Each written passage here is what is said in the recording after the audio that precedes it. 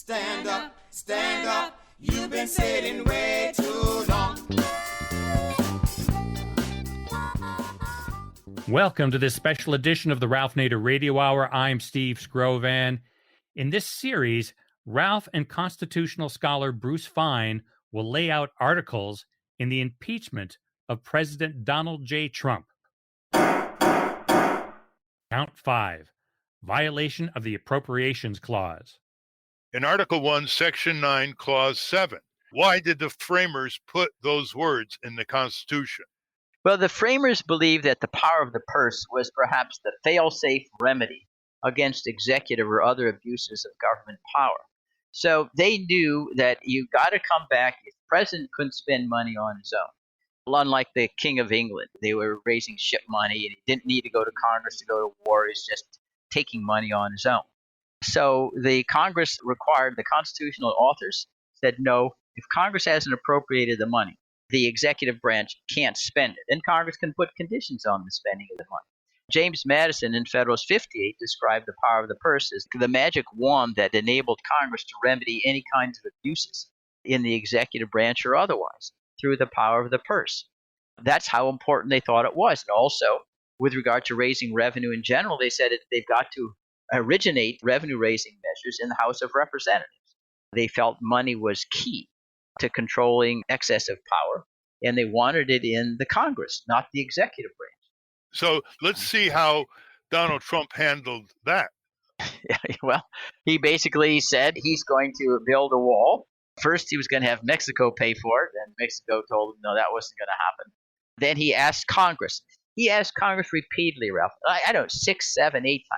Vote after vote after vote. I think it occurred over several sessions of Congress. And the Congress refused to give him money to build the wall. I think there was a recognition there is a problem with illegal immigration. They had a different strategy, which they're entitled to. But the money for the so-called wall was not appropriated. He just said, okay, after all that, he's going to – now this is after about 15 months. Now we suddenly have an emergency according to conditions that for 15 months continued without an emergency. And again, this is a partly congressional dereliction. They don't have a definition of a national emergency. Now there's a national emergency. Our borders, like we're threatened with an invasion. And therefore, I'm going to move money around in other pockets and build a wall anyway, even though you can't have been anywhere in politics and not recognize Congress has made a clear decision not to appropriate funds for that purpose. That case right now is in litigation. There's initial decisions saying you can't spend this money because Congress didn't appropriate it. It may get to the United States Supreme Court. But that's the heart of the appropriation, the power of the purse. It was utilized regularly during the Vietnam War to kind of control President Nixon and then end the war by prohibiting any monies to be spent to continue conflict over Indochina. So it's not a small thing at all for the president basically to set a precedent says, you know what, I can spend things on objectives I want even if Congress disagrees. Of course. And Congress also has passed a law. It's called the Anti-Deficiency Act. It makes it a crime to spend money that's not been properly appropriated for that purpose. But we cannot expect the Trump Justice Department to prosecute its own members. You've pointed out on other occasions that some violations of the Constitution are also statutory crimes. And so Donald Trump, in this respect, is violating the Anti-Deficiency Act, which has a criminal penalty, and he should not be above the law, as we've heard almost forever about presidents. But the interesting thing is that Trump, when he's really cornered on these constitutional violations, will point to, well, Barack Obama and Hillary Clinton invaded Libya. They attacked Libya without a authorization of money from Congress, without an appropriation of money from Congress, without a declaration of war. And so he looks at the public and said, I'm just doing what other presidents before me has done. But he has gone further in something that's in the news every day, especially in the business pages. He has imposed tens of billions of dollars unilaterally of tariffs on imports largely from China. And Alan Morrison, who is a distinguished constitutional litigator, has filed a lawsuit in federal district court in New York challenging the constitutionality of presidents, any presidents, in this case President Trump, to unilaterally impose tariffs on products coming in from overseas. How does this violate the Constitution? It violates the revenue provision that says any measure to raise revenues, tariffs certainly are a means of raising revenues, tens of billions are being raised, must originate in the House of Representatives. This revenue-raising measure originates in the White House. It begins and ends in the White House. And this is a power that can't be delegated.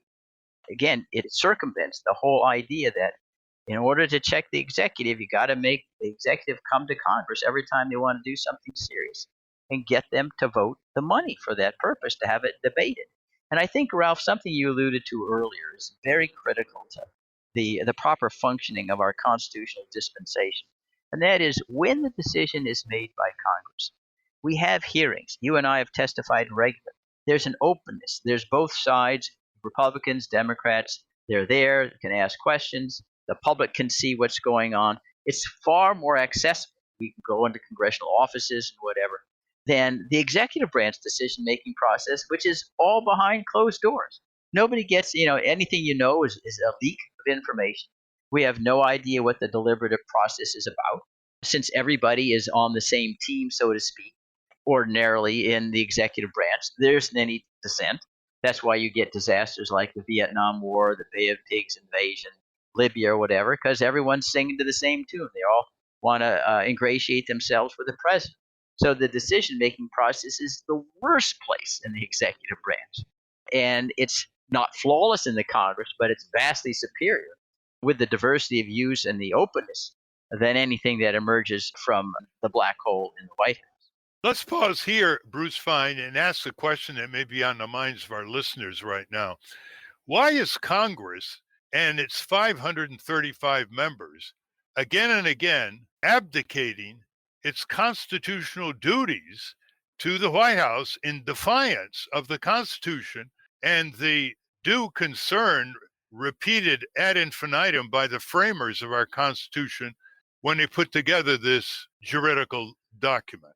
I've spent many, many hours with members, and they're rather open. I think you and I, Ralph, had met with some of them saying, well, the members make a political, not a constitutional calculation, a political calculation in defiance of their oath of office, also to defend and protect the Constitution, that if they can give hard decisions to the executive branch, it'll be more difficult to recruit a challenger in the primary or to lose a general election, because that's like, trying to nail Jello to a wall. Is you can't get anything definitive of consequence that was done or voted on by the incumbent. So, hey, you avoid a hard vote, let somebody else take the blame, and it may be wrong, a calculation, but it's all a political calculation.